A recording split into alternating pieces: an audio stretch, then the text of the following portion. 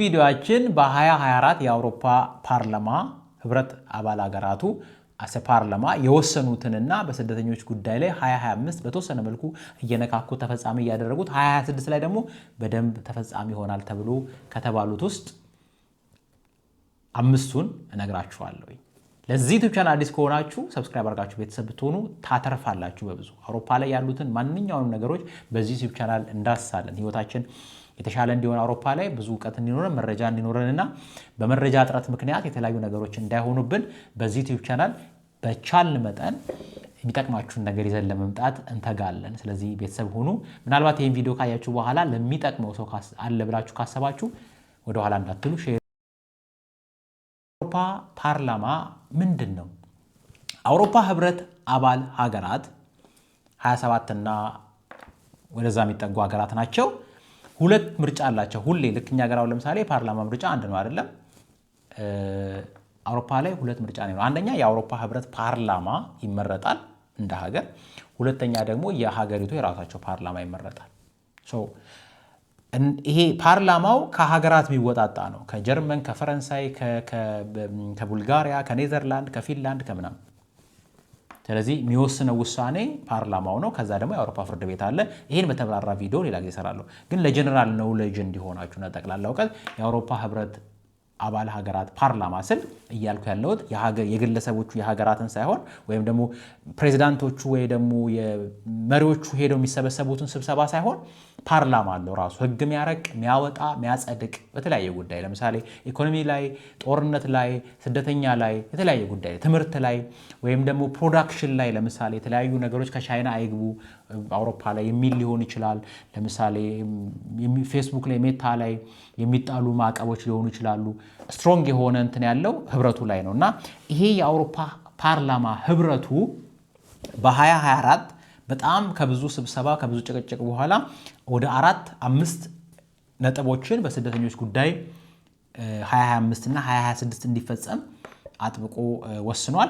2025 ላይ የተወሰኑ ሀገራት ጀምረውታል። 2026 ላይ ደግሞ የተወሰኑ ሀገራት በደንብ ይተገብሩታል ተብሎ ይጠበቃል። ስለዚህ እነዚህ ነው የምነግራቸው። አንደኛ የድንበር ላይ ፕሮሰስ ፈጣን የሆነ ውሳኔ እና ቶሎ ህገወጥ ለሆኑ ሰዎች የመስጠት ወደ ሀገራቸው ከመግባታቸው በፊት የሚል በህብረቱ ይጸደቃል። እንግዲህ በአውሮፓ ህብረት አባል ሀገራት ውስጥ ድንበር የሚባል ነገር አልነበረም ከዚህ ቀደም። ድንበር አለ፣ ይሄ ድንበር አለ። ግን ድንበር ላይ የመቆም የመፈተሽ ዝም ብሎ ይኖራል። ኤርፖርት ላይ ወይም በመርከብ ስትሄዱ የተወሰነ፣ በመኪናም በባቡርም ስትሄዱ በየብስ የተወሰነ ለሴኩሪቲ ነው እንጂ እዛ ቦታ ላይ ሰዎችን አሻራ የመቀበል ሰዎችን መታወቂያ የመጠየቅ ፓስፖርት የመጠየቅ ስርዓት ብዙ ጊዜ አልነበረም። ለረጅም የአውሮፓ ህብረት ሀገራት ወይም ሸንገን ኤሪያ የሚባለው ከመጣበት ጊዜ ጀምሮ ማለት ነው።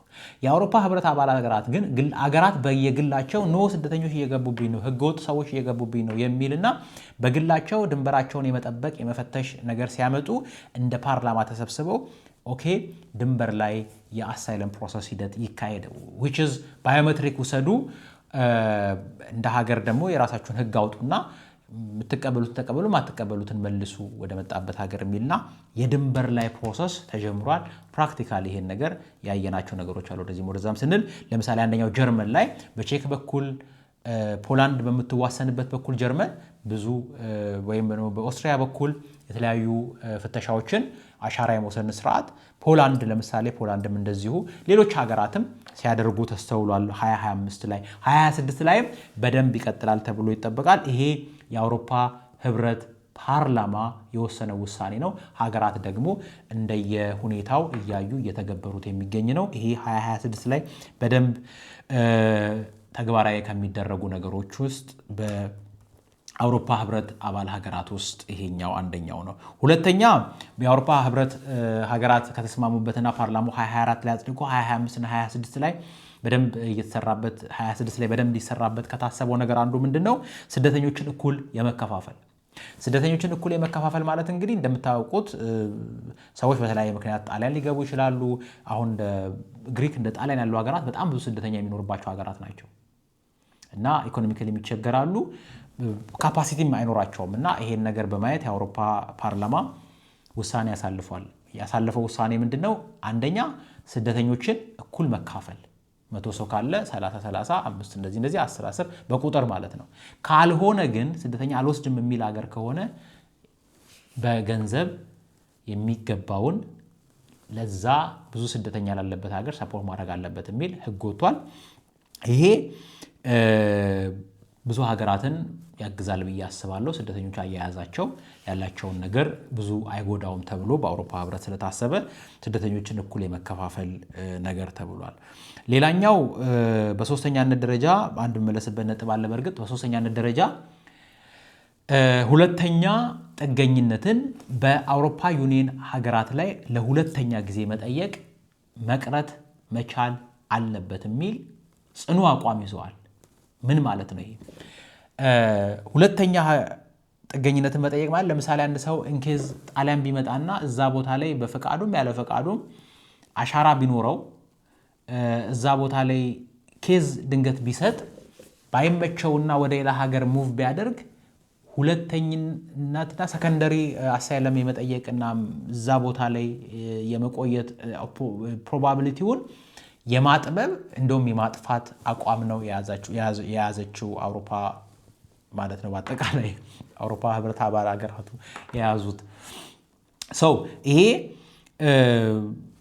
በጣም ለብዙ ሰዎች ትንሽ አስቸጋሪ ሆኖ አንዳንድ የዜና አውታሮች መነጋገሪያ ሆኖ እንደዚህ ነው እንደዛ ነው ቀጥታ እንዳላችሁ ነው ሆኖ ቀጥሏል። ምክንያቱም አንድ ሰው የሆነ ሀገር ቢሄድ ኢኮኖሚካሊ ፊውቸር የሌለው ቦታ ላይ ምናምን ቢሄድና ያ ነገር ቢኖረው ከዛ ሁለተኛ ሀገር ላይ መሄዱ አደገኛ ሊሆን ይችላል። ስለዚህ ማወቁ ከብዙ ነገር አንጻር ጥሩ ነው።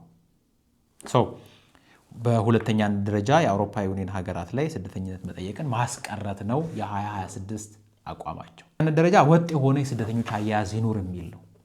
ወጥ የሆነ የስደተኞች አያያዝ ስለሌለ ስደተኞች ከአንድ ቦታ ወደ አንድ ቦታ እየፈለሱ ነው። አንድን ቦታ ብቻ ለመኖሪያ ምቹ እንደሆነ በማሰብ ወደዛ ቦታ እየሄዱ እዛ ሀገር ላይ ጫና እያደረጉ ነው። ቅድም እንዳልኳቸው እኩል የመከፋፈሉ ነገር እንዳለ ሆኖ ወጥ የሆነ አያያዝ የለም የሚል ነው እና ይሄ ግን ብዙ ሜክ ሴንስ አያደርግም ማለት ትርጉም አይሰጥም። ምክንያቱም ወጥ አያያዝ የሚሉት እነሱ እንዴት መሰላችሁ?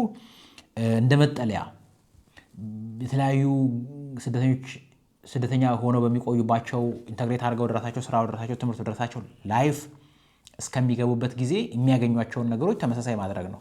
ለምሳሌ ፈረንሳይ የሚያገኘውን ነገር ጀርመን እንዲያገኝ፣ ጀርመን የሚያገኘውን ነገር ግሪክ እንዲያገኝ፣ ግሪክ የሚያገኘውን ነገር ጣሊያን እንዲያገኝ። ይሄ ብዙ ጊዜ አይሰራም። ባለፉት ጊዜ ተሞክሯል፣ የሰራ አይመስለኝም። ነገር ግን እንደ ሀሳብ የነሱ ሀሳብ ያው እኩልነት የሚባለው ነገርና ወጥ የሆነ አያያዝ ቢኖር ጥሩ ነው የሚል አለ።